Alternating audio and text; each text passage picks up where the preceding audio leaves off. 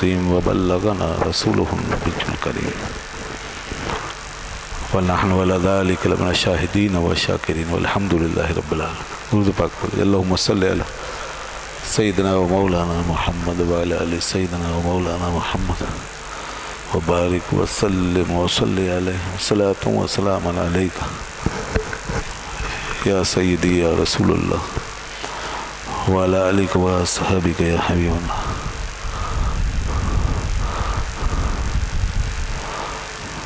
نمرا نوش ز تحسین نمرا نیش زتان نمرا گوش بمدح نمرا ہوش سب میں من مکنج خمولی نہ گنجت دروے جز من و چند کتاب و دوات و قلم.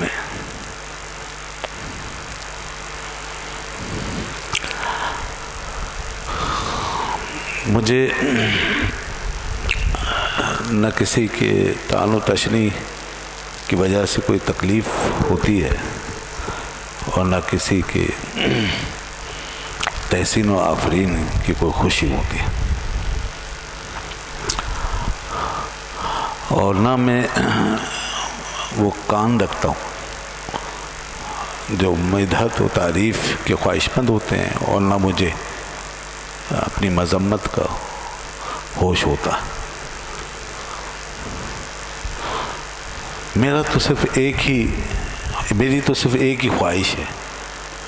میں تو صرف یہ چاہتا ہوں کہ من موکنج خمولے کہ نہ گنجت دروے، کہ میں ہوں اور یہ گوشہ تنہائی، اور اس میں کوئی اور نہ ہو،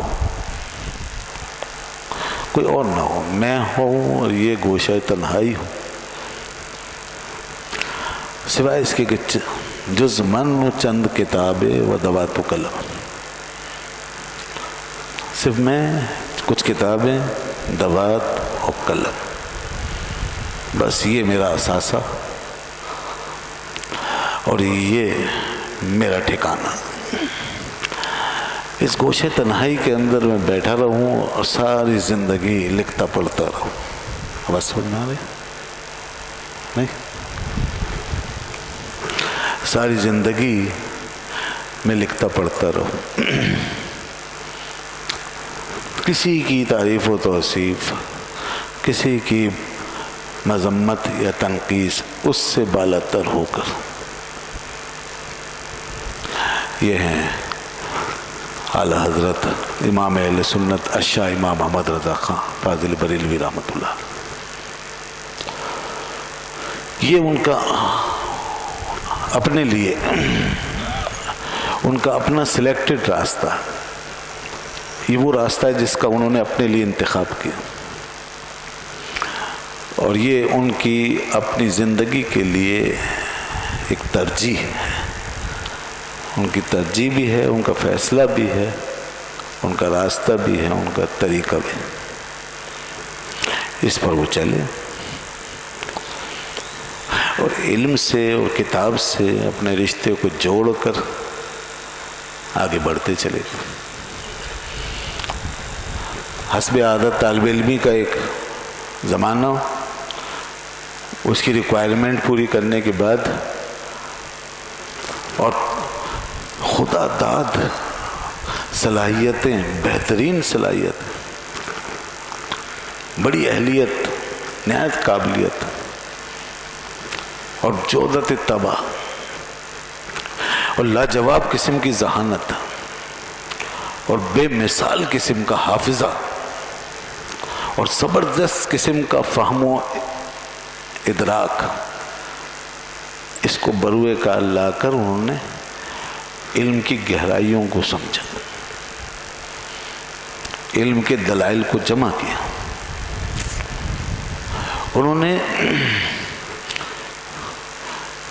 آج تک لکھے جانے والے تمام دینی شرعی جو علوم تھے، ان سب کی انتہاؤں کو چھو لیا ایک طریقے سے.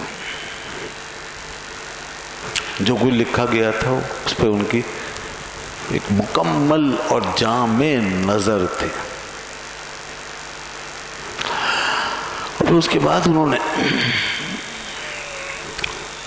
ان کے زمانے تک جو علوم دوسرے ذرائع سے رائج تھے، سائنس اور سائنس سے تعلق رکھنے والے، طبیعیات سے تعلق رکھنے والے، فزکس سے تعلق رکھنے والے، فلکیات سے تعلق رکھنے والے اور دیگر بے شمار ٹاپکس، علوم کے حوالے سے بھی ان کو بڑی دسترس و مہارت حاصل ہو گئی۔ ان کی اس ہمہ دانی کو اور ان کی اس وسیع النظری کو دیکھ کر ایسا لگتا ہے کہ اللہ تعالیٰ نے ان کے لیے علم کے خاص دروازے کھول دیے۔ اور ایسی مثالیں جب سامنے آتی ہیں تو انسان کو یقین کرنا پڑتا ہے کہ علم جتنا بھی آتا ہے اللہ کے پاس سے آتا ہے۔ انسان تو کوشش کرتا ہے، محنت کرتا ہے، لیکن علم جو ہے یہ ایک نور ہے اور یہ نور اللہ کی طرف سے اترتا ہے، اور جس کے دل کو اللہ تعالیٰ کھول دیتا ہے، ذہن کو، دماغ کو، اس کے لیے علم کے راستے، اس کی منزلیں خود بخود آسان ہو جاتی ہیں۔ وہ ایک قدم بڑھاتا ہے اور میلوں کی مسافت طے کر لیتا ہے، تھوڑی سی کوشش کرتا ہے اور بے شمار معاملات کی عقدہ کشائی کر لیتا ہے۔ وہ تھوڑا سا آگے بڑھتا ہے اور حجابات اس کے لیے اٹھنا شروع ہو جاتے ہیں۔ تو انسان پر جب اللہ تعالیٰ کے فیض کے فیوز کے چشمے جاری ہو جاتے ہیں اور علم حکمت کے دروازے جب اس کی طرف سے کھل جاتے ہیں تو وہ اس کے لیے بڑی آسانی ہو جاتی ہے۔ اعلیٰ حضرت اشاہ امام محمد رضا خان فاضل بریلوی رحمۃ اللہ علیہ کے ساتھ کچھ اسی طرح کا معاملہ نظر آتا ہے کہ جو کچھ مختصر سے پیریڈ میں، بڑے کم وقت میں جو کچھ انہوں نے جانا، سمجھا اور جو ان کے مطالعے میں آیا اور جو ان کے ادراک میں اور شعور میں آیا اور جو ان کی وسعتوں میں سمایا، وہ ایک بہت بڑا سلسلہ تھا۔ پھر اس کو انہوں نے صفحہ کرتاس پہ منتقل کیا، اور پھر جس کی زندگی کا مشن یہ ہو، جو میں نے ابھی شعر میں کہا کہ انہوں نے اپنا شعر، خود یہ شعر کہا اپنے بارے میں کہ میں تو بھئی چاہتا ہوں منم و کنج خمولی کہ نہ گجر در جز من چند کتاب و دوات قلم، میں تو یہ چاہتا ہوں بس یہ کوش عافیت ہو، اس میں بیٹھ کے میں لگا رہوں اپنی کتابوں کے ساتھ، قلم و دوات کے ساتھ مشغول رہوں۔ اور وہ مشغول ہو گئے، پھر لکھا اور لکھتے چلے گئے، لکھتے چلے گئے، لکھتے چلے گئے۔ جو مسائل پوچھے جاتے اس پہ سیر حاصل جواب دیے جاتے۔ تمام علوم سے متعلق جو کوئی بھی مسئلہ پیش آتا، شاید ہی کوئی ایسے مسائل ہوں جن کے بارے میں وہ کہتے ہوں کہ مجھے اس کا پتہ نہیں، یہ کیا علم ہے، یہ کون سی سائنس ہے، یہ کون سی دنیا ہے۔ شاید میں نے کہیں دیکھا ایسا کوئی جواب ان کا، مگر وہ جہاں تک علوم کی بات ہے ہر علوم سے متعلق وہ جواب دیتے ہیں، اور دینی اور شرعی معاملات و مسائل کو بھی جہاں جہاں وہ ٹچ کرتے ہیں نا، جدید علوم سے خدمت لینا چاہتے ہیں اور ان کے جدید علوم کے اصول و مبادی کی روشنی میں جب ان کو سمجھانے کی ضرورت پڑتی ہے تو وہ باقاعدہ اس سے کام لیتے جاتے ہیں۔ یہ تھا سب سے بڑا فائدہ، جدید و قدیم کے امتزاج کا سب سے بڑا فائدہ یہ ہے کہ ہم اپنی قدیم علوم کو جدید اصطلاحات کی روشنی میں اور ان کے اصول و مبادی کی روشنی میں جب سمجھانا چاہتے ہیں تو ہمیں آسانی ہو جاتی ہے، اور آج کے دور میں آج کے ذہن کے مطابق، آج کے شعور کے مطابق اس کی وضاحت ہو جاتی ہے۔ چنانچہ یہی بات تھی امام احمد رضا رحمۃ اللہ علیہ کے یہاں، وہ ریاضی سے مدد لیتے ہیں، وہ علم نجوم سے مدد لیتے ہیں، وہ ارضیات سے مدد لیتے ہیں، ارضیات کی وہ کھوج میں جاتے ہیں، زمین کی جنس کے بارے میں بحث کرتے ہیں، تو اس حوالے سے وہ بڑی تفصیل بیان کرتے ہیں۔ چنانچہ تیمم کی بحث میں جب یہ مسئلہ آتا ہے کہ کن چیزوں سے تیمم ہو سکتا ہے اور کن چیزوں سے نہیں ہو سکتا، تو تیمم میں چونکہ زمین اور زمین کی جنس، اس سے تیمم ہو سکتا ہے، اور جو چیز زمین یا زمین کی جنس سے نہیں ہے اس سے تیمم نہیں ہو سکتا. تو وہ اس مسئلے کو بیان کرتے ہیں تو وہ زمین کی جنس سے ایسی ایسی چیزیں بیان کرتے چلے جاتے ہیں کہ آج تک کا علمی سرمایہ جہاں رک گیا تھا اس سے بھی کہیں زیادہ آگے جا کے وہ کئی چیزیں گناتے چلے گئے. یہ دیکھیں نا آپ، زمین کی پوری حقیقت اور ارضیات سے متعلق ان کی نالج، یہ معلومات، یہ تھی ان کی فکر رسا، یہ ذہنی اپروچمنٹ کا یہ عالم تھا، شعوری وسعت کا یہ عالم تھا کہ وہ اتنا آگے جاتے تھے کہ جہاں اور لوگ نہیں پہنچ پائے وہ وہاں قدم رکھتے ہیں.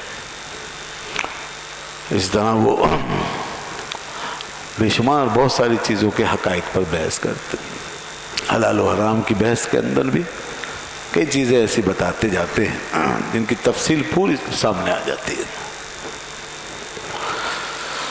پھر اس علمی دنیا میں ظاہر سی بات ہے کہ یہ ہمیشہ یہ ایک ایسی دنیا ہے کہ جس کے اندر ہمیشہ ایک خلا رہے گا، جس میں ہمیشہ امپروومنٹ ہوتی رہے گی. علم کی دنیا میں اور شعور کی دنیا میں ہمیشہ امپروومنٹ ہوتی رہے گی. اس کے اوپر ہمیشہ ایک چھت رہے گی جو جس کے اور ہمارے درمیان ایک خلا ہوتا ہے. اللہ رب العزت نے اسی حقیقت کو بیان کرتے ہوئے ارشاد فرمایا فوق کل ذی علم علیم، ہر علم والے کے اوپر ایک علم والا ملے گا تمہیں، ہر علم والے پہ کہ وہ ظاہر سی بات ہے. پھر یہ علمی دنیا تو اس کے اندر پھر آج تک کی تحقیقات جو مسائل امام احمد رضا کے زیر قلم آئے ہیں ان میں اعلیٰ حضرت فاضل بریلوی رحمۃ اللہ علیہ نے صرف یہی نہیں کیا کہ انہوں نے اس پورے 1200-1300 سال کے فقہی اور شرعی علوم کے ذخیرے سے استفادہ بھی کیا، اس کو ٹرانسفر کیا اپنے اسلوب اور اپنے انداز میں، ان کو آگے بڑھایا، اس کے ریفرنسز جگہ جگہ دیے، یہ بھی کیا بھرپور طریقے سے. اس دنیا میں وہ پہلی فقہ کی کتاب جو لکھی گئی اور پہلی اصول پہ کتابیں جو لکھی گئی ان سے لے کر کے ان کے اپنے زمانے تک کی ساری کتابیں گویا ان کے پیش نظر رہتے ہیں. تمام امہات، تمام ریفرنسز بکس، تمام اصل کتابیں اور تمام تقریباً شروحات، تفصیلات، تشریحات وہ ایسے لکھتے جاتے تھے کہ جیسے سب کچھ سامنے رکھو. جناب پڑھنا مشکل ہے، لکھنے کا نمبر تو بعد میں آتا ہے آدمی کے لیے، پڑھنا مشکل ہے. اگر ہمیں کوئی کتاب دے دی جائے تو کتنے دن میں پڑھیں گے ہم؟ اور پھر پڑھنا یہ بھی کافی نہیں ہے، اس کو سمجھنا یہ پھر دوسرا مرحلہ ہے، سمجھ کے پڑھنا، اور اس کے بعد پھر سمجھ بھی آ گئی تو پھر اس کو یاد رکھنا. ان کے حافظے کا، ان کی ذہن کا یہ کمال تھا، ان کی قوت دراکہ ایسی تھی، ان کا ایبزارپشن اتنا تھا ان کے اندر، جذب کرنے کی صلاحیت کہ وہ جو چیزیں پڑھتے تھے یا جو چیزیں ان کے سامنے آتی تھی وہ ان کے اندر ایبزارب ہوتی جاتی تھی، اور ان کا دماغ اور شعور اور ان کی تمام مدرکات وہ ان چیزوں کو جیسے کوئی چیز نچوڑ دی جاتی ہے نا، اس طرح نچوڑ کے اپنے اندر محفوظ کر لیتا تھا، پھر اس کو لکھتے جاتے ہیں.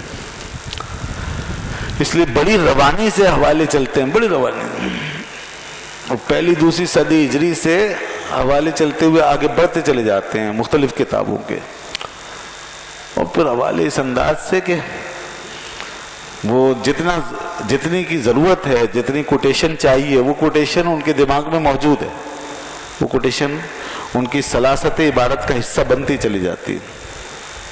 مطلب ہدایہ کی یہ عبارت انہوں نے اس کو یوں بیان کیا، کنز نے اس کو یوں بیان کیا ہے، شامی نے اس کو یوں بیان کیا ہے، وغیرہ وغیرہ. اس طرح وہ کتابوں کی کوٹیشن اس طرح لاتے رہتے تھے کہ ان کے لیے معلوم ہی نہیں ہوتا کہ کہیں کوئی رکاوٹ آتی تھی یا کوئی ان کو پریشان.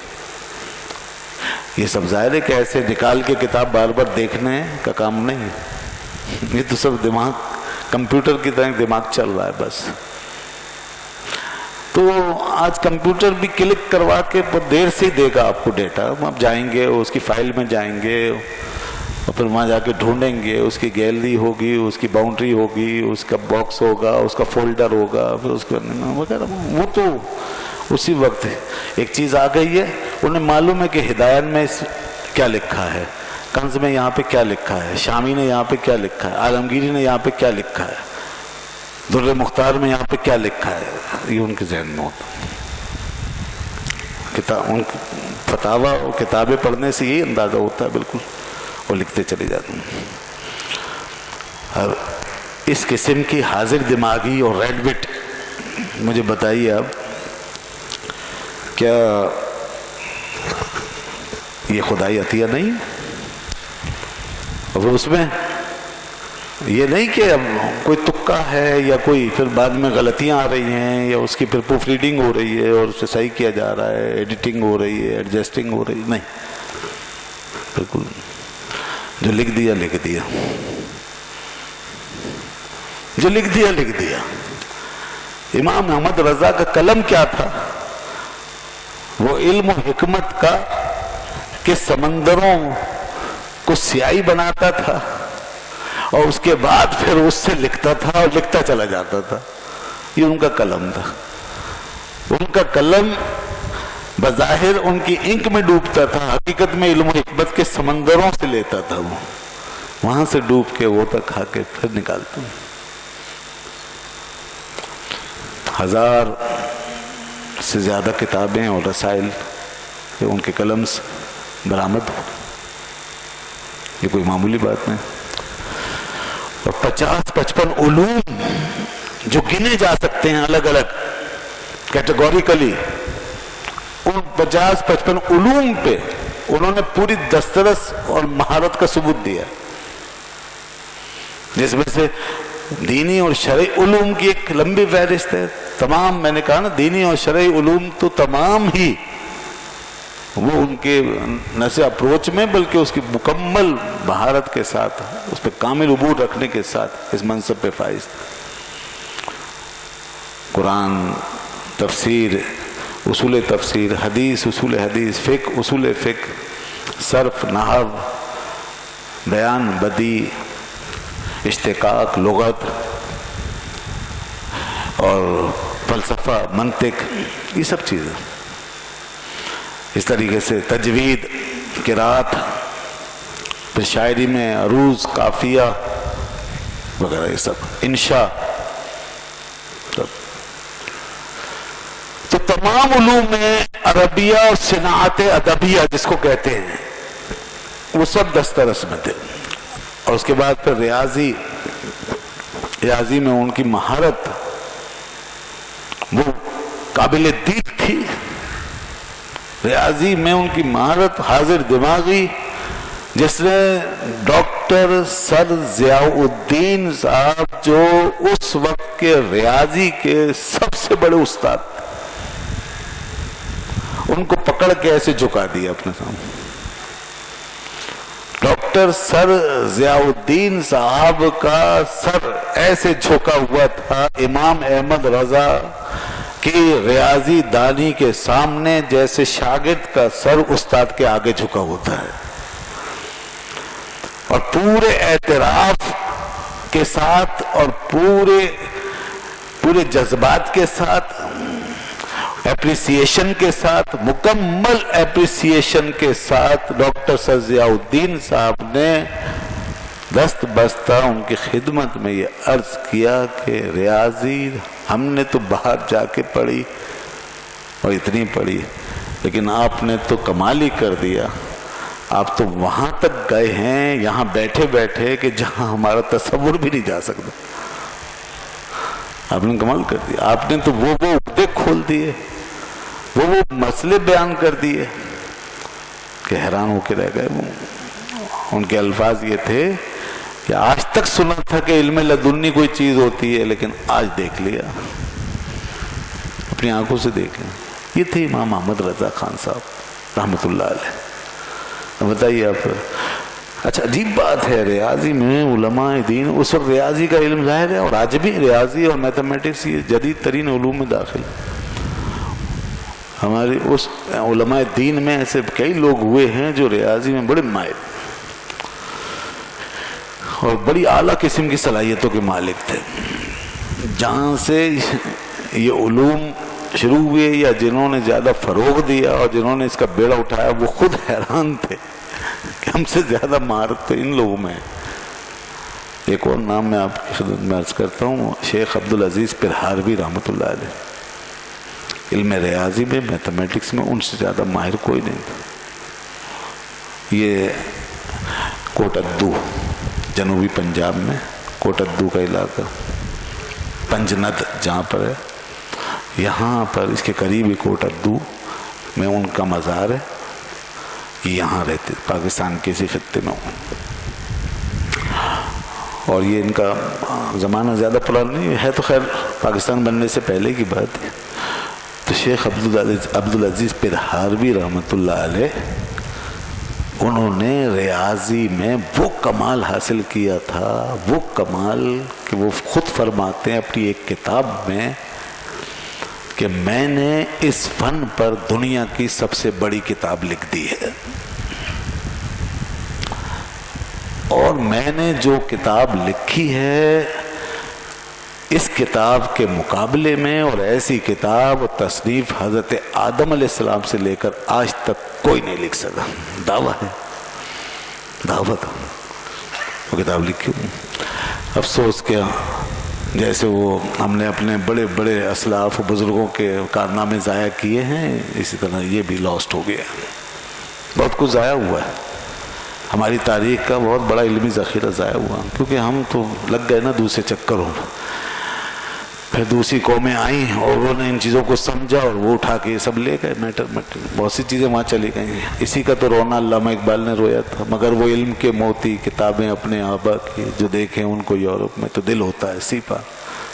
وہ اپنی کتاب میں اس کا ذکر کر رہے ہیں کہ میں نے دنیا کی سب سے بڑی کتاب لکھی، اور میں نے ان کی سوانح میں پڑھا کہ ان کو انگریز افسران، انگریزوں کا دور تھا، اور کئی لوگ ان کے اسکالر انگریز افسران وہ ان کو ڈھونڈتے تھے، ان سے ملنے کے خواہش مند تھے اور ان کے علم کے بارے میں جاننا چاہتے تھے۔ شیخ عبدالعزیز پرہاروی رحمۃ اللہ علیہ ضمناً یہ تذکرہ آ گیا۔ بتانا یہ تھا کہ مسلمانوں نے علوم و فنون کو وہ رواج دیا ہے، ایک ماحول تھا، ہمارے پاس ایک ایسی زمین موجود تھی جس میں کہ ہم بیج پڑ رہے تھے اور فصلیں نکل رہی تھی، اور مثالی چیزیں ماڈل دنیا کے لیے سامنے آ رہے تھے، مگر اب وہ زمین ہی نہیں رہی۔ زمین کھا گئی آسماں کیسے کیسے، ہوئے نامور بے نشاں کیسے کیسے، زمین کھا گئی آسماں کیسے کیسے۔ انہی ناموروں میں آج جس ہستی کا دن منا رہے ہیں وہ امام احمد رضا خان فاضل بریلوی رحمۃ اللہ۔ تو اعلیٰ حضرت امام احمد رضا خان فاضل بریلوی رحمۃ اللہ علیہ انتہائی جینیس اور نہایت عبقری قسم کی شخصیت، ان کے اندر جو صلاحیت جس کا میں نے ایک مختصر سا نقشہ کھینچا، تھوڑا سا جائزہ لیا ہے، اس کا پورا علم و ادراک، اس کا فہم و شعور کسی کو کیا ہوگا جبکہ آج وہ ان علوم کو سمجھنے والے لوگ ہی نہیں ہیں۔ ان کے علوم میں ریاضی، ان کے علوم میں طبیعیات، ان کے علوم میں ارضیات، ان کے علوم کے اندر جغرافیہ، ان کے علوم کے اندر فلکیات، ان کے علوم کے اندر نجوم، ان کے علوم کے اندر جفر، ان کے علوم کے اندر لوگارسم، ان کے علوم کے اندر جیومیٹری، یہ سب چیزیں داخل ہیں۔ تو اسی طرح اور بے شمار یہ سب علوم جو ہیں آج ان کی تفصیل اور ان کی ڈیٹیل اور ان کی اصطلاحات آج سمجھنے والے لوگ نہیں۔ ڈاکٹر سر ضیاء الدین صاحب نے جب ریاضی کے حوالے سے امام احمد رضا کی مہارت دیکھی تو ان سے درخواست کی تھی کہ مجھے اپنی کچھ کتابیں اس علم کے بارے میں جو لکھی ہیں وہ مجھے عطا فرمائیں۔ تو اعلیٰ حضرت نے کچھ رسائل مرتب فرمائے تھے، وہ ان کو دے دیے، جن کو وہ لے گئے تھے، ان کو سمجھتے رہے اور پڑھتے رہے، اور اس کے بعد ان پر اتنا امپریشن پڑ چکا تھا اعلیٰ حضرت کی اس سمجھدانی کا، اس علمیت کا، اس مہارت کا، کہ وہ کہیں ان کو ماہر ریاضیات کوئی کہتا تو وہ کہتے تھے ماہر ریاضیات مجھے نہ کہو، امام احمد رضا کو کہو، وہ اس کے لائق یہ تھے اعلیٰ۔ تو انہوں نے فرمایا من مکنج خمولی کہ نہ گنجت دروے جز من چند کتابیں و دوات و قلم۔ کام انسان علم حاصل کرنے کا معاملہ ہو یا علم کی ترویج و اشاعت کا، جب تک انسان ان خارجی علائق تعلقات اور ان بے مقصد کے رابطوں اور خارجی دنیا کے معاملات سے کنارہ کشی نہیں اختیار کرتا، جب تک ان بے جا خواہشوں، آرزوؤں، تمناؤں کے اندر سے باہر نہیں نکلتا، اس وقت تک انسان نہ علم کو سمجھ سکتا ہے نہ پھیلا سکتا ہے۔ اعلیٰ حضرت نے دنیا سے کبھی دل نہیں لگایا، انہوں نے اپنے وقت کو کبھی ضائع نہیں کیا، انہوں نے وقت کی قدر کی، اور اسی طرح لکھنے پڑھنے میں ساری زندگی گزار دی، اسی لیے اتنا بڑا کام دنیا کے سامنے آ گیا۔ اگر وہ وقت کا کوئی لمحہ ضائع کر دیتے تو اس لمحے ان کے قلم سے نکلنے والے علوم و فنون آج اب تک نہ پہنچ پاتے، مگر انہوں نے اپنی زندگی میں لمحات کو، اپنے ساعتوں کو ضائع نہیں ہونے دیا، اس لیے وہ سفر پر بہت کم تشریف لے جاتے تھے، باہر بہت کم تشریف لے جاتے تھے۔ آبائی زمینیں تھیں، اسی سے گھر کا خرچ اور تمام چیزیں اور ضروریات پوری ہوتی تھی، اسی سے لوگوں کی تعاون ہوتا تھا، لوگوں کے ساتھ لوگوں کی مدد کی جاتی، اسی کی آمدنی سے کتابیں خریدتے منگواتے تھے، اور پورے ہندوستان سے جہاں جہاں بھی کتاب کا کوئی سراغ ملتا تھا اور ان کے پاس نہیں ہوتی تھی اس کو منگواتے، اور تمام لوگوں کی کتابیں پڑھا کرتے تھے۔ ان کے پیش نظر صرف کوئی خاص قسم کے لوگ نہیں رہتے تھے، بلکہ وہ ہر مکتب فکر کو اور ہر نئے پیدا ہونے والے نظریے کو، ہر نئی پیدا ہونے والی سوچ اور تھنکنگ کو، تھاٹ کو، وہ اس کو اسٹڈی کرتے تھے، اور پھر اس کے بعد اپنے ذہن رسا سے اس کا انالیسس کرتے تھے، اور اس کو جہاں جس چیز کی تائید کی ضرورت ہوتی تائید کرتے تھے، جو حق ہوتا تھا سچ ہوتا، اور جو حق اور سچ سے منحرف ہوتا تھا اس کو رد کر دیا کرتے تھے، اور کبھی بھی کسی کی تائید یا کسی کی تردید میں انہوں نے اپنے جذبات سے کام نہیں لیا، جب بھی قلم چلایا دلائل کی روشنی میں بات کو آگے بڑھایا، یہ ان کی خوبی تھی، انہوں نے دلیل کے بغیر کوئی بات نہیں کی، جس چیز کو بھی بیان کیا دلیل سے بیان کیا۔ ایسا شخص جو کسی علمی بات کو، کسی فکری بات کو، کسی نظریے کو بغیر دلیل کے نہ لکھنے کا قائل ہے، نہ بولنے کا قائل ہے، نہ اپنانے کا قائل ہے، بھلا بتائیے کہ اس کی ذات سے غیر علمی، غیر سنجیدہ قسم کی چیزوں کو فروغ کیسے مل سکتا ہے؟ چاہے جائے کہ کوئی یہ کہے کہ وہ بدعات اور خرافات آج جو پھیلی ہوئی ہیں کہیں، تو یہ امام احمد رضا کی کتابوں سے لوگوں نے اخذ کی ہیں، یہ کتنا بڑا الزام ہے۔ بدعات و خرافات سے اس شخصیت کا کیا تعلق جس کی نظر میں اتنا علم ہے، جس کی نظر میں پوری 1200 سالہ تاریخ جو علمی فقہی تاریخ ہے شرعی علوم کی، وہ تمام بڑے بڑے لوگوں کو جو پرکھ چکا ہو، جان چکا ہو، جسے معلوم ہو کہ پہلے عہد میں کیا لکھا گیا، دوسرے عہد میں کیا دنیا کے سامنے آیا، تیسرے عہد میں کیا لکھا گیا، امام غزالی نے کیا فرمایا، شیخ سعدی کا نظریہ کیا تھا، مولانا روم کی حکمتیں کیا کہتی ہیں، امام راضی نے اپنی تفسیر میں کیا لکھا ہے، امام بیضاوی کیا لکھ کر گئے ہیں، جنہیں معلوم ہو کہ یہ بڑے بڑے علماء کو کہا کیا کچھ دے کر گئے ہیں دنیا کو، تو پھر وہ بھلا کیسے ہو سکتا ہے کہ وہ اپنے اس ڈسکورس سے باہر نکلے؟ کیسے ہو سکتا ہے؟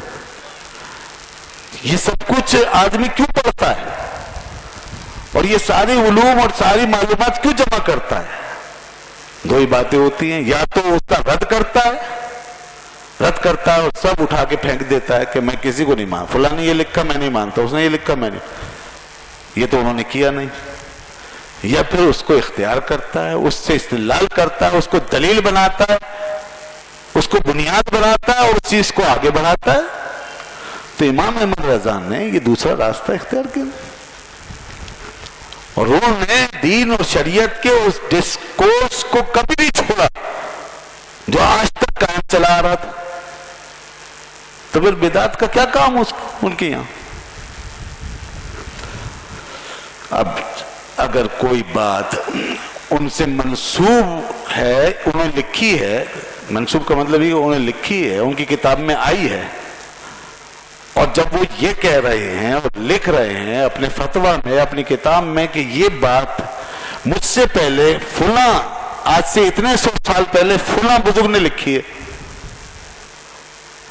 وہ حوالہ دے رہے ہیں، وہ کوٹ کر رہے ہیں، مجھ سے پہلے انہوں نے لکھی ہے، اور ایک نہیں 10 20 حوالے دیتے چلے جاتے ہیں، یہ بات اس دور میں فلاں نے کی، اس دور میں فلاں نے کی، انہوں نے لکھی۔ تب انہوں نے اپنی طرف سے کیا ایجاد کیا؟ یہی تو خوبی ہے، یہی تو اصل علم ہے، یہ علم جو ہماری میراث، یہ جو ہمارے بزرگوں کا ترکہ ہے، یہ جو ہماری لیگیسی ہے، یہ ضائع نہیں ہونے دی انہوں نے، اس میں انہوں نے آلٹریشن نہیں ہونے دی، اس کے اندر انہوں نے تحریف نہیں ہونے دی، اس کو انہوں نے قائم رکھا اور اس کو آگے بڑھا دیا، اس امانت کو۔ یاد رکھیے گا، دینی علوم و فنون کے اندر آپ اپنی میراث، اپنے ورثے کو چھوڑ نہیں سکتے۔ دینی علوم و فنون میراث ہیں اور دنیاوی علوم و فنون تخلیق ہیں، یہ فرق ذہن میں رکھیے گا ہمیشہ۔ آج کل لوگ بڑے کریٹیو ہو گئے، الٹرا ماڈرن، وہ اب یہ بات کرتے ہیں کہ کریٹیوٹی دین میں بھی ہونی چاہیے، یہ کوئی پیچھے سے لے کر نقل کرنا، یہ گویا کہ تنگ نظری ہے، بیکورڈنیس، یہ آج لوگ، یہ بیکورڈنیس نہیں ہے، یہ پیچھے سے لے کر آگے بڑھا دینا، اپنی اصل سے جڑے رہنا، یہی اللہ کی ہدایت کی یہی بنیاد ہے۔ اس ڈسکورس کو نہیں چھوڑ سکتے آپ اس راستے کو نہیں چھوڑ سکتے، جس نے چھوڑا ہے وہ گمراہ ہوتا چلا گیا۔ میں اس لیے یہ بات کہہ رہا ہوں کہ رسول اللہ صلی اللہ علیہ وسلم نے فرمایا ہے، قرآن کے بارے میں تو سبھی کو اندازہ ہے نا کہ یہ وہی کتاب ہے جو 14 سال پہلے نازل ہوئی ہے۔ دنیا میں ہر کتاب بدل گئی مگر قرآن بدلا نہیں، بدلا نا۔ اس کے اندر نماز کا ذکر ہے، کیا بدل دیں؟ نہیں۔ اس میں ہمارے عقیدے، ہمارے اغراض و مقاصد، ہماری زندگی کا لائحہ عمل، ہماری تربیت کے لیے اصول دیے ہیں، بدل دیں اس کو؟ نہیں بدل سکتے نا، یہ تو ایز اٹ از رکھا جائے گا نا، اس کو جو دین اور شریعت کے دائرے میں اس کو بدلا تو نہیں جا سکتا۔ اور پھر رسول اللہ صلی اللہ علیہ وسلم فرمایا کہ یاد رکھنا کہ یہ جو ہم دنیا میں تمہیں کچھ دے کر جاتے ہیں تو مال، درہم، دینار دے کے نہیں جاتے، بلکہ ہم انبیاء کرام اپنے پیچھے لوگوں کو اپنا علم دے کر جاتے ہیں۔ انما ورث العلم، ہم علم کی میراث دے کے جاتے ہیں۔ تو میراث وہی ہے نا جس کو آگے بڑھنا ہے، اگر اس کو بدلنا ہے تو میراث کہاں سے ہوگی؟ اگر اس کو تبدیل کرنا ہے تو میراث کہاں سے ہوگی؟ میراث کا کانسیپٹ بتا رہا ہے کہ اس کو قائم رکھنا ہے، یہ امانت ہے، یہ وہ علم ہے جو خدا کی طرف سے آیا ہے، یہ وہ ہدایت ہے، وہ راستہ ہے جس کو محفوظ رکھنا ہے، اسی کی تشریح کرنی ہے، اسی کو اپلیکیبل بنانا ہے، بنیاد وہی رہے گی، اسی کو اپلیکیبل بنانا۔ اس لیے یہ ایک لیگیسی ہے، میراث۔ اور رسول اللہ صلی اللہ علیہ وسلم نے فرمایا تمہارے اندر ہر دور میں آنے والی نسلوں میں اہل حق کی نشانی یہ ہوگی، جو اہل علم ہو کر اہل حق ہوں گے، وہ لوگ ہوں گے یحملوا ھذا العلم من کل خلف عدولہ، فرمایا کہ وہ لوگ ہوں گے جو میرا علم جو میں تم کو دے رہا ہوں اس کو اٹھا کے رکھیں گے، اس کو اٹھا لیں گے، اس کو چھوڑیں گے نہیں، نہ اس کو بدلیں گے نہ اس کو چھوڑیں۔ تو بھائی ایک علم ہے متواتر، ایک روایت ہے جس کو کنٹینیو رکھنا ہے، یہ ہے وہ چیز۔ تو امام احمد رضا نے اس کا حق ادا کر دیا اور اس روایت کو پورا تحفظ دیا ہے اور اس کو کنٹینیو کیا ہے اور اس کو ملا دیا ہے، دلیل کے ساتھ، حوالوں کے ساتھ ملا دیا۔ تاریخ میں جتنے فرقے بنے ہیں، نئے نئے فرقے اور نظریات آئے ہیں، وہ اس ڈسکورس سے باہر نکل کر بنے ہیں، اس روایت سے خارج ہو کے، اس ایپسٹیم کو چھوڑ کر بنے ہیں۔ وہ یہ ایپسٹیمولوجی ہے پوری ایک، یہ پورا ایک ہمارا وے آف نالج ہے، یہ ہمارا ٹریک آف نالج ہے۔ معتزلہ باہر نکلے نہیں نکلے؟ آؤٹ ہوئے نا؟ اہل تشیع آؤٹ ہوئے نہیں ہوئے؟ خوارج آؤٹ ہوئے نہیں ہوئے؟ ابن تیمیہ نے کچھ ایسی باتیں کی کہ نہیں کی جو آج تک کسی نے نہیں کی تھی؟ آؤٹ ہوئے نا؟ ابن تیمیہ نے وہ چیزیں کی جس سے بعد میں ڈسپیوٹ پیدا ہو گیا، علمی دنیا میں جھگڑا پیدا ہو گیا۔ انہوں نے یہ کہا، پہلی دفعہ تاریخ میں پہلی دفعہ یہ کہا کہ رسول اللہ صلی اللہ علیہ وسلم کے مزار پر حضور کی زیارت کی نیت سے جانا حرام ہے، نعوذ باللہ من ذالک۔ یہ پہلی دفعہ ابن تیمیہ نے فتویٰ دیا۔ ابن تیمیہ نے ریڈیکلائزیشن کی نا، امام غزالی کے اسلوب کو آگے نہیں بڑھایا نا، مولا روم کے اسلوب کو آگے نہیں بڑھایا، شیخ سعدی کے طریقے کو آگے نہیں بڑھایا، صوفیاء، ہزاروں صوفیاء علماء ان کے اسلوب کو آگے نہیں، ریڈیکلائزیشن کی، جس سے معاشرہ ٹکرا گیا نا۔ اور کیا اب سعودی عرب اس بحث میں نہیں پڑا ہوا؟ کیا وہاں مفکر پیدا نہیں ہو رہے؟ کیا وہاں جامعات میں بحث نہیں ہو رہی کہ آج ہمیں ابن تیمیہ، ان کی تھیم، ان کی فکر، ان کی لیگیسی کو ریویو کرنے کی ضرورت ہے؟ اس لیے کہ اس وقت جو سوسائٹی میں انتہا پسندی بڑھ رہی ہے اور جو شدت آئی ہے، اس کی بنیادی وجہ یہ ہے کہ ہم ابن تیمیہ کو فالو کرتے ہیں۔ یہ بات آج اگر رؤوس الاشہاد ہو رہی ہے نہیں ہو رہی، میں نہیں کہہ رہا، یہ وہاں کی جامعات میں بحث ہو رہی ہے، وہاں کی یونیورسٹیوں میں ہو رہی ہے، وہاں کے اعلیٰ اداروں میں ہو رہی ہے، وہاں کے سرکاری حلقوں میں ہو رہی ہے۔ تو ایک چیز جب وہ پیٹرن کو چھوڑا نا امت کے، تو اس کے بعد یہ بحث چلتی رہے گی۔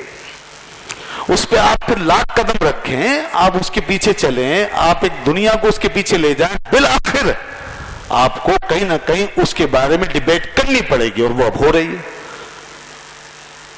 150 سال تقریباً گزار لیے نا آپ نے بڑے اطمینان سے اس راستے پہ چلتے ہوئے، لیکن اب اس مسئلے کو حل کرنا ہوگا کہ ہمیں اس راستے پہ جانا ہے یا اسی راستے پہ چلنا ہے جس پہ لاکھوں بزرگان دی علماء چل کے گئے ہیں۔ یہ قرآن نے ایسے نہیں فرمایا نا صراط الذین انعمت علیہم، دیکھو راستہ ان کا پکڑنا جن پہ اللہ نے انعام کیا ہے، بس۔ یہ قرآن نے ایک بات ہمیں راستہ بتا دیا، چلنے کا طریقہ بتا دیا ہے۔ تو امام احمد رضا نے اسی چیز کو، اسی راستے کو واضح کیا، اپنی طرف سے وہ کیا کہیں گے؟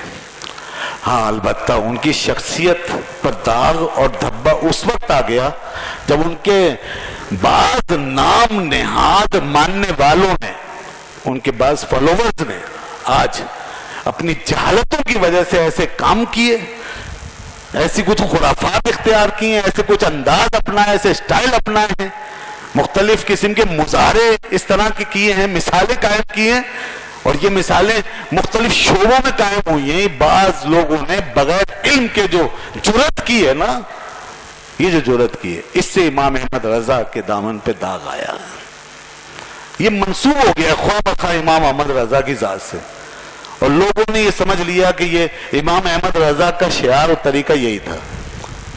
یہ اس کو جو سنجیدہ پڑھے لکھے علماء ہیں اسی لیے کنڈیم کرتے ہیں ایسی تمام رسموں کو، ایسی تمام باتوں کو جو خلاف شرع ہوں، خواہ کو مزاروں کے اوپر پریکٹس کی جا رہی ہو ان کی، یا کئی محفلوں میں ان کی پریکٹس کی جا رہی ہو، یا کئی خاص نشستوں میں اس پر عمل ہو رہا ہو، اگر وہ چیز دلیل سے الگ ہے، شریعت سے ہٹ کر ہے، اگر وہ ہمارے اپنے طریقے سے ہٹ کر ہے اور علماء اس کی سرپرستی نہیں کر رہے، علم اس کی اجازت نہیں دے رہا، تو پھر وہ چیز کنڈیمیبل ہے، اس کے پیچھے سوائے جہالت کے کچھ نہیں ہے۔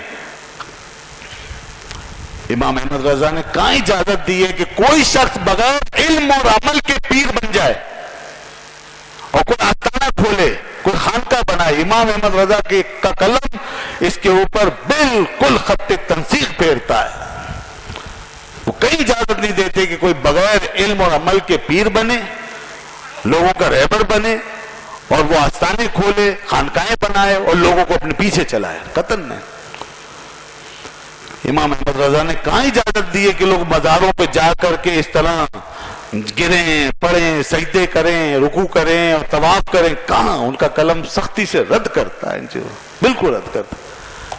امام احمد رضا نے کہاں اجازت دی ہے کہ کوئی ایسا میلاد منائے کہ جس سے لوگوں کو تکلیف ہو، پریشانی ہو اور لوگوں کو عام طور پہ شکایت ہونے لگے، اخلاقیات کا ہاتھ سے نکل جائیں، رزق کی بے برکتی، توہین ہونے لگے، رزق کا اسراف ہونے لگے، لوگ ناچ گانوں میں بدلنے لگے میلاد کی محفلوں کو اور رقص و سرود ہونے لگے اور مرد اور عورتیں نکل کے باقاعدہ میلے ٹھیلے لگانے لگ جائیں. امام احمد رضا کے یہاں اس قسم کی میلاد کا کہیں تصور نہیں ہے.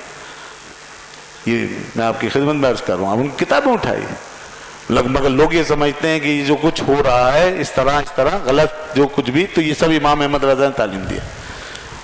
میلاد کا ایک بڑا باوقار طریقہ ہے، جلوس کا طریقہ، میلاد کا طریقہ، نعت پڑھنے کا طریقہ.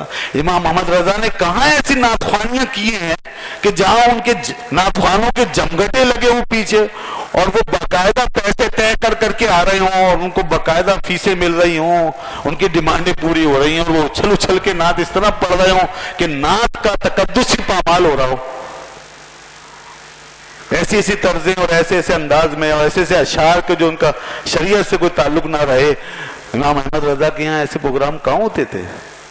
وہ کب اس قسم کی چیزوں کی اجازت دے سکتے تھے؟ قطعاً نہیں. تو یہ سب باتیں ہیں.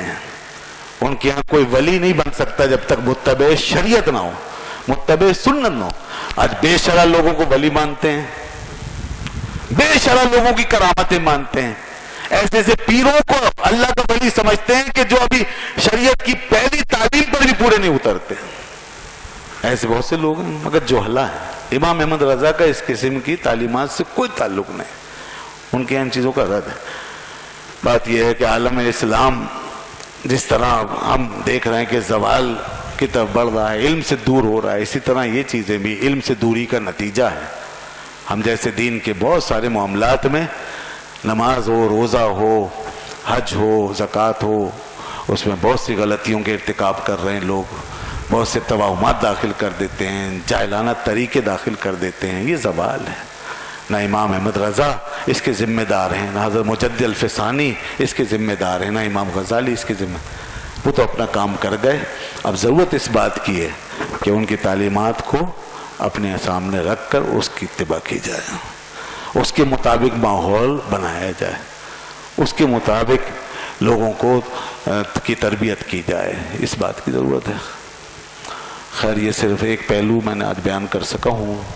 آج ان کے یوم کے حوالے سے مجھے ایک اور چیز پر بھی روشنی ڈالنی تھی اور وہ دوسرا پہلو تھا. یہ تو علم اور تحقیق کی بات تھی. ایک دوسرا پہلو ان کی شخصیت کا جس کے ساتھ ان کی شخصیت مکمل ہو جاتی ہے اور وہ ہے عشق رسالت مآب صلی اللہ علیہ وسلم. بس اس کے لیے ایک بات سن لیجئے، ان کی ذات دو چیزوں کا مرکہ ہے اور یہی دو باتیں ہیں جو کسی بھی انسان کے لیے نصب العین ہے اور اس کی شخصیت کی تعمیر اور تکمیل کا ذریعہ ہے. یہ دو کمپوننٹ ہیں، یہ مل جائیں تو انسان مکمل ہو جائے. ایک علم اور دوسرا عشق. علم ان کا میں نے بتا دیا اور عشق ان کا یہ تھا کہ کروں مدح اہل دول رضا، پڑے اس بلا پہ میری بلا، میں گدا ہوں اپنے کریم کا، میرا دین پا رہے نہ نہیں. کسی نے کہا ان نوابوں کے لیے کوئی شعر لکھ دیجئے تو ان کا ذرا یہ کہ قریب ہو جائیں گے. آپ نے کہا کہ یہ کام مجھ سے نہیں ہوتا. میں گدا ہوں اپنے کریم کا، میرا دین پا رہے نہ نہیں. میں اللہ کے رسول محبوب خدا کا گدا ہوں. میں جو کچھ کہوں گا انہی کی شان میں کہوں گا. دنیا کے نوابوں اور رئیسوں سے میرا کوئی تعلق نہیں. میں گدا ہوں اپنے کریم کا، میرا دین پا رہا. ان کے باطن یہ تھا، ان کے باطن کا حال یہ تھا کہ جان و دل ہوش و خرد سب تو مدینے پہنچے، تم نہیں چلتے رضا سارت و سامان. اور ان کا مسلک یہ تھا کہ انہیں مانا انہیں جانا، نہ رکھا غیر سے کام، للہ الحمد میں دنیا سے مسلمان گیا. اور انہوں نے عقیدہ رسالت کا تحفظ اس انداز سے کیا ہے کہ اپنی ساری علمی توانائیوں کو اس عقیدہ رسالت اور اس سب سے بڑے مقصود کے کرنے کے بند بنا دیا، اور اس کی سرحدوں پہ انہوں نے وہ محافظت کا کام انجام دیا ہے کہ انہوں نے کسی باطل کو اور کسی بےہودہ نگاہ کو اس عقیدے کی طرف آنے نہیں دیا، کسی ہاتھ کو بڑھنے نہیں دیا، کسی گستاخ اور بے ادب کو وہاں تک پہنچنے نہیں دیا. انہوں نے کلا کمر کیا ہے تمام گستاخیوں کا، بے ادبیوں کا، اور ہر اعتراض کا، ہر بے ادبی کا انہوں نے وہ جواب دیا ہے کہ اگر امام احمد رضا نہ ہوتے تو نہ جانے یہ امت اپنے عشق کی پیاس بجھانے کہاں جاتی ہے. انہوں نے اس امت کو وہ چشمہ صافی دے دیا، عشق و محبت کا وہ پیغام دے دیا کہ جب تک مصطفیٰ جان رحمت پہ لاکھوں سلام گونجتا رہے گا، حضور کی عظمت کے ترانے ہمارے کانوں میں بسے رہیں گے. وآخر دعوانا الحمدللہ رب العالمین.